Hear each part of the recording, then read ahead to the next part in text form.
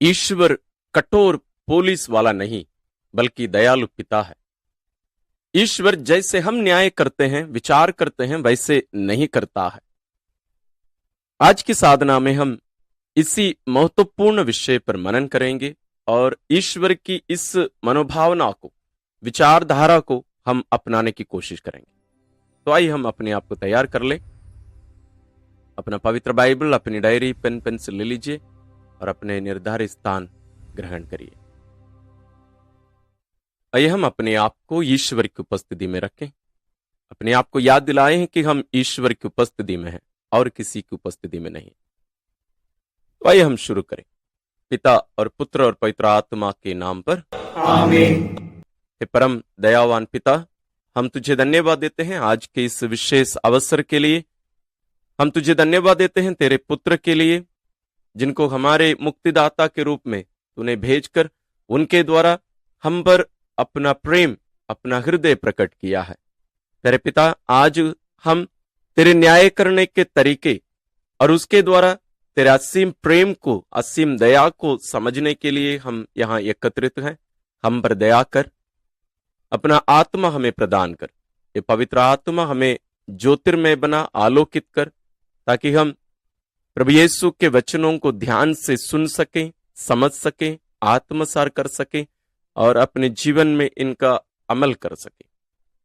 हे प्रभु यीशु क्रिस्त, हम तुझे धन्यवाद देते हैं हमारे बीच में रहने के लिए और हमें हर दिन अपनी शिक्षा प्रदान करने के लिए। हमें कृपा दे कि हम पूर्ण रूप से अपने आप को तेरे अधीन में रखकर तेरी शिक्षा ग्रहण करके उसके अनुसार जीवन यापन कर सकें। एक हमारी प्यारी मां मरियम, सभी संतों, स्वर्गदूतों, हमारा साथ दीजिए, हमारे लिए प्रार्थना कीजिए। हम ये प्रार्थना करते हैं अपने प्रभु क्रिस्त के द्वारा, आमीन।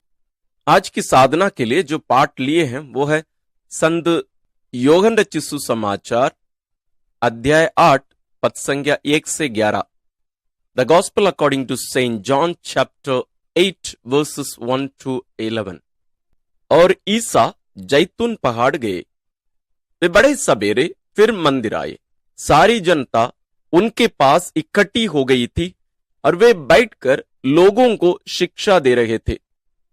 उस समय शास्त्री और फरीसी व्यभिचार में पकड़ी गई एक स्त्री को ले आए और उसे बीच में खड़ा कर उन्होंने ईसा से कहा, गुरुवर, यह स्त्री व्यभिचार करते हुए पकड़ी गई है।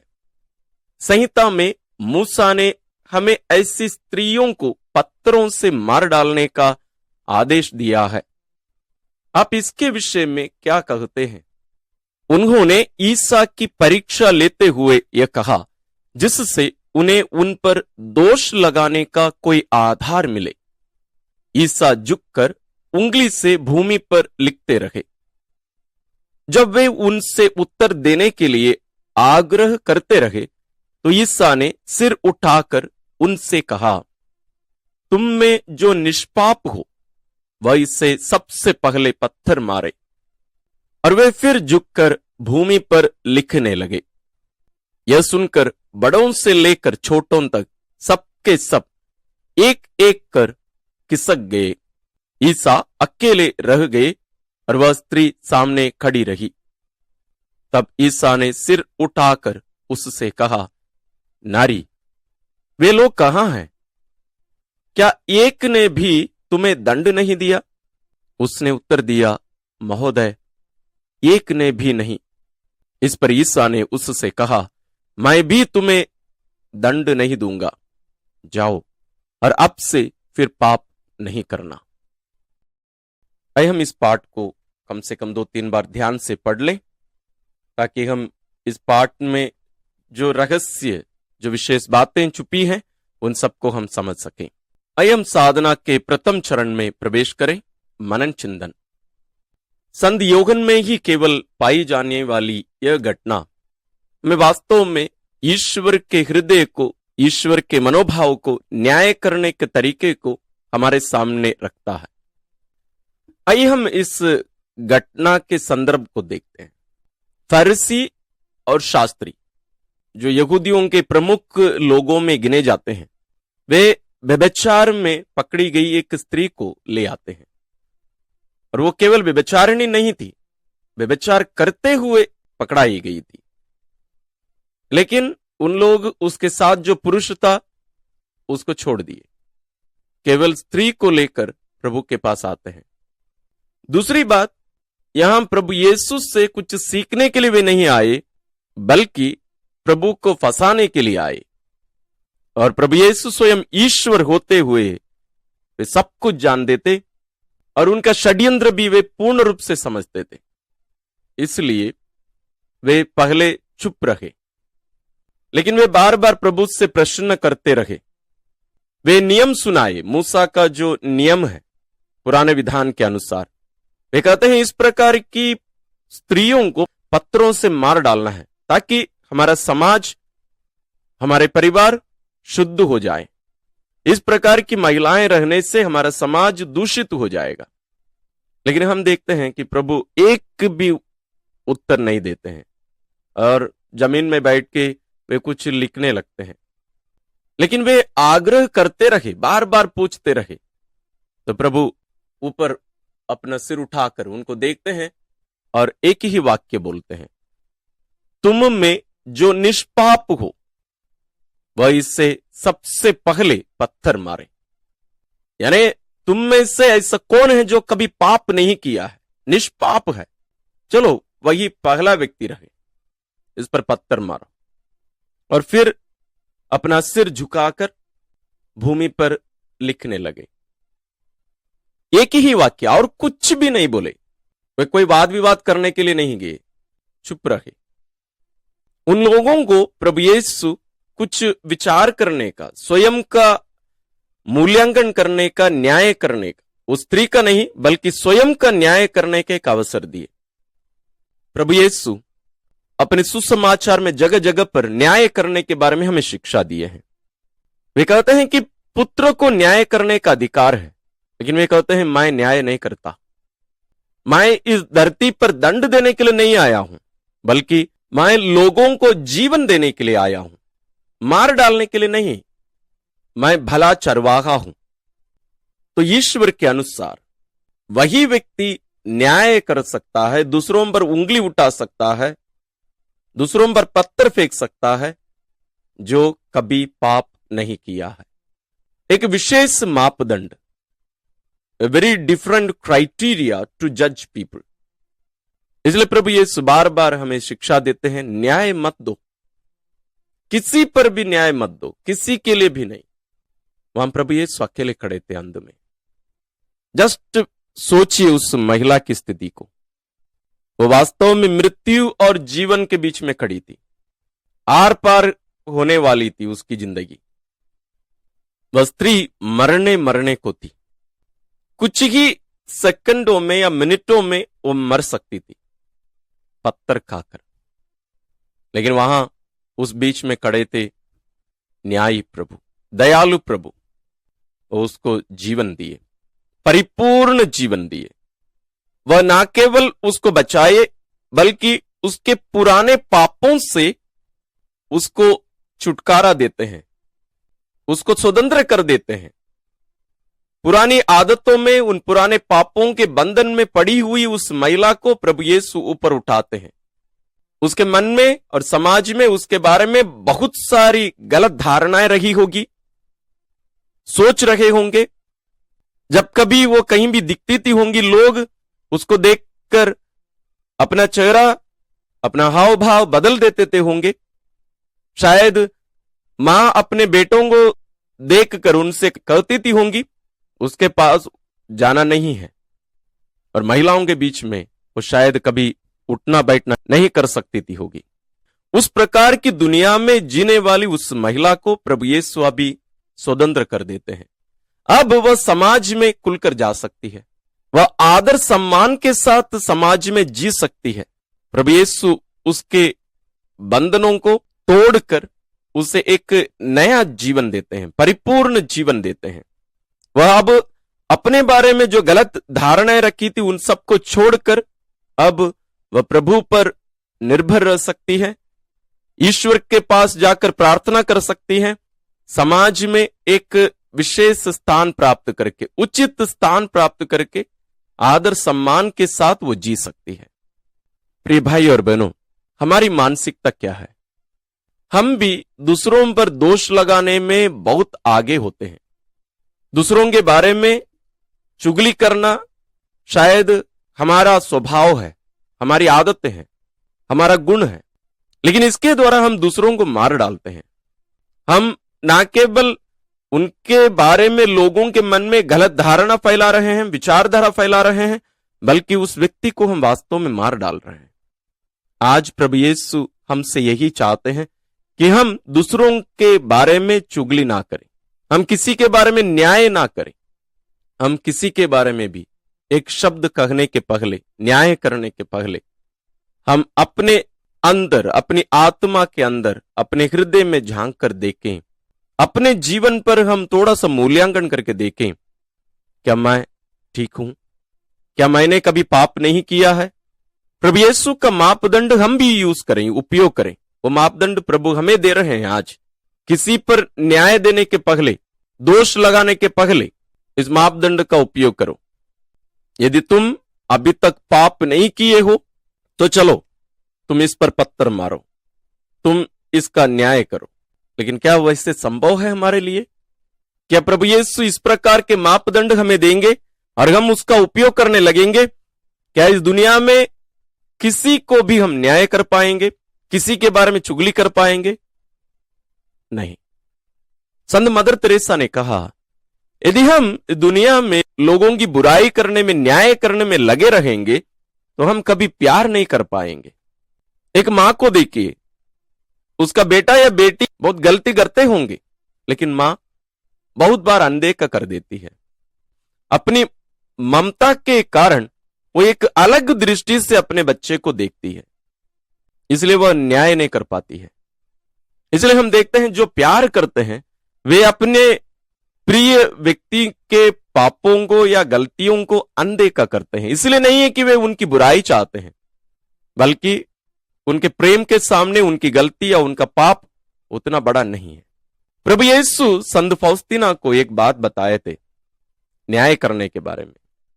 प्रभु यीशु संत फौस्तीना से कहे, फौस्तीना, तुम मानो तुम इस दुनिया में ईश्वर का स्थान लेती है, तुम परम शक्तिशाली है, तुम कुछ भी कर सकती है।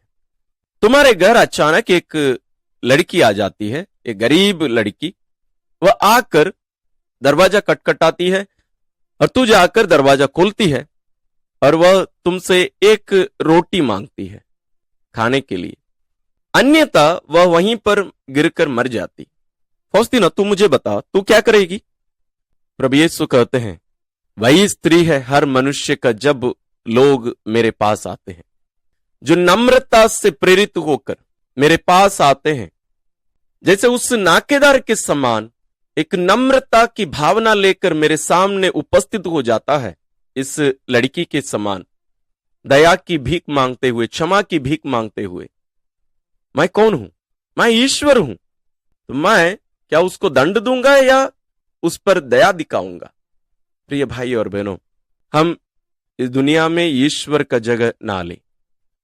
इसलिए संत पौलुस भी कहते हैं, समय आने के पहले कोई भी निर्णय या न्याय ना करें, किसी का भी नहीं, स्वयं का भी नहीं। वे कहते हैं न्याय करने का अधिकार केवल और केवल ईश्वर का है, उनके हाथ में छोड़ दो।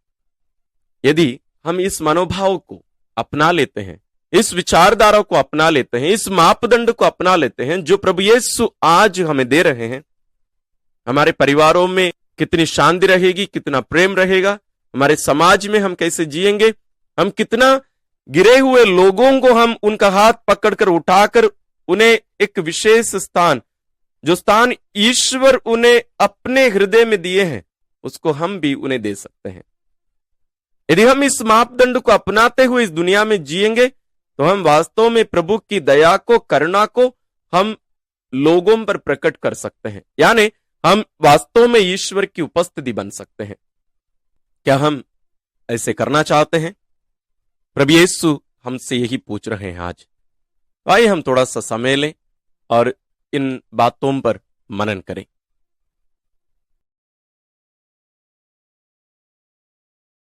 हम साधना के दूसरे चरण में प्रवेश करते हैं, प्रत्युत्तर। हे प्रभु, मैं उस व्यभिचारिणी के समान तेरे सामने खड़ा हूं। लोग भी मुझ पर अभियोग लगाते हैं, दोष लगाते हैं, यहां तक मैं स्वयं, मेरा अंधकरण भी मुझ पर अभियोग लगाता है। मैं भले इस दुनिया में लोगों के सामने इस रूप में जीता हूं, आदर सम्मान के साथ, लेकिन मेरे अभ्यंतर में मैं स्वयं को इस पापनी स्त्री के समान ही मैं पाता हूं, और इस कारण मैं उन बंधनों में पड़ा हुआ हूं, पुराने पापों के बंधनों में।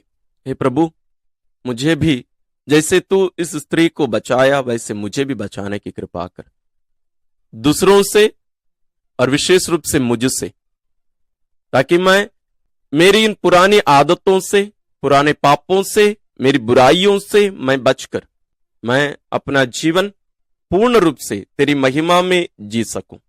आइए प्रिय भाई और बहनों, आपके मन में भी जो बातें उमड़ रही हैं उन सबको प्रभु पर प्रकट करिए।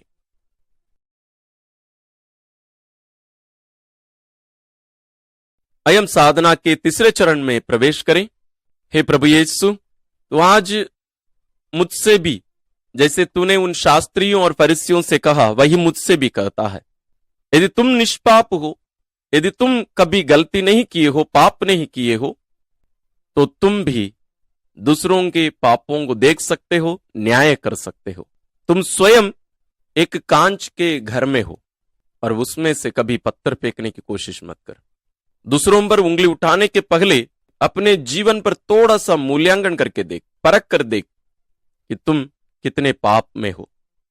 तुम कभी भी दूसरों का न्याय मत करना। तुम मेरी दया का अनुभव करके, मेरी दया का वाहक बनकर दूसरों के पास जाना। हे प्रभु यीशु, मैं कितने बार उन फरीसियों के समान दूसरों पर पत्थर फेंकता हूं। हे प्रभु, इस कारण मैं बहुत बार दूसरों की हत्या भी किया हूं, अपने शब्दों से, लोगों के बारे में गलत विचारधाराओं को या जानकारियों को या उनके बारे में चुगली करने से भी। हे प्रभु, मुझ पर दया कर, मेरे पापों को क्षमा कर और मुझे तेरा मनोभाव प्रदान कर, ताकि मैं भी तेरी दया का, तेरी करुणा का, तेरा प्रेम का मैं वाहक बनूं। प्रिय भाई और बहनों, आइए आप भी आपके मन में जो प्रार्थनाएं उमड़ रही हैं उन सबको प्रभु पर प्रकट करें। हम साधना के चौथे चरण में प्रवेश करते हैं, निर्णय या संकल्प लेना। आज की साधना के द्वारा ईश्वर हमारे सामने एक विशेष शिक्षा रखते हैं, हम उनका पालन करें। इस पर आधारित बहुत सारे निर्णय हम ले सकते हैं। आप जरूर उनके बारे में विचार किए होंगे, उन सबको अपनी डायरी में लिखिए और आज से उनका पालन करने की कोशिश करिए। आइए इन सभी बातों को लेकर हम पिता के पास जाएं और प्रार्थना करें। हे परम दयावान पिता, तू हम पर इतनी दया करता है कि तू हमारे पापों का अनदेखा करते हुए तू हमें क्षमा प्रदान करके हमें पूर्ण रूप से अपनी संतान बना लेता है। हे प्यारे पिता, उड़ाव पुत्र के जो दृष्टांत तेरा पुत्र हमें बताया, उस दृष्टांत का पिता का मनोभाव ही है तेरा मनोभाव। तू हमारा लेखा नहीं रखता है, बल्कि तू चाहता है कि हम तेरे पास वापस लौटकर तेरी दया का, तेरी करुणा का, क्षमा का हम अनुभव करें। तू चाहता है कि हम हमेशा तेरे साथ रहें, तेरे पास रहें, तेरे घर में रहें। मेरे पिता, हमें कृपा दे कि हम तेरे इस मनोभाव को लेकर और तेरा पुत्र जो शिक्षा हमें आज प्रदान किए हैं, इस शिक्षा के अनुसार, इस मापदंड के अनुसार हम अपना जीवन यापन कर सके, ताकि हम भी अपने जीवन के द्वारा तेरी दया को दूसरों पर प्रदर्शित कर सके। हमारी उपस्थिति में कोई भी व्यक्ति अपने आप को छोटा महसूस ना करे, वो भले कितने भी बड़ा पापी क्यों ना हो। हे पवित्र आत्मा, तू सत्य का आत्मा है, तो हमें अपने ज्ञान, बुद्धि, विवेक दे, ताकि हम ईश्वर की दृष्टिकोण लेकर हम इस दुनिया में उनके समान दयालु बनकर जीवन बिता सके। हे प्रभु यीशु क्रिस्त, हम तुझे धन्यवाद देते हैं आज के इस विशेष दिन के लिए, विशेष शिक्षा के लिए, जिसके द्वारा हम प्रेम में, शांति में जीवन बिता सके। हे प्रभु जी, हमें कृपा दे कि हम भी तेरे समान, जैसे तूने इस व्यभिचारिणी को बचाया, उसी प्रकार हम भी दूसरों पर दया दिखाकर तेरी उपस्थिति बनकर तेरी महिमा का साधन हम भी इस दुनिया में बन सके। एक हमारी प्यारी मां मरियम, सभी संतों स्वर्गदूतों, हमारा साथ दीजिए, हमारे लिए प्रार्थना करते रहिए। हम ये प्रार्थना करते हैं अपने प्रभु क्रिस्त के द्वारा, आमीन। प्रिय भाई और बहनों, आइए हम भी प्रभु यीशु के इसी मनोभाव को, दया और क्षमा का मनोभाव लेकर दूसरों को ईश्वरीय दया प्रदर्शित करते हुए, देते हुए, हम भी ईश्वर की वास्तविक उपस्थिति इस धरती में बनकर हम उनकी सच्ची संतान सिद्ध होवे और इसी राह पर, इस प्रेम और क्षमा और दया के राह पर हम आगे बढ़ते रहें। ईश्वर आप सबों को विशेष आशीष और अनुग्रह प्रदान करें।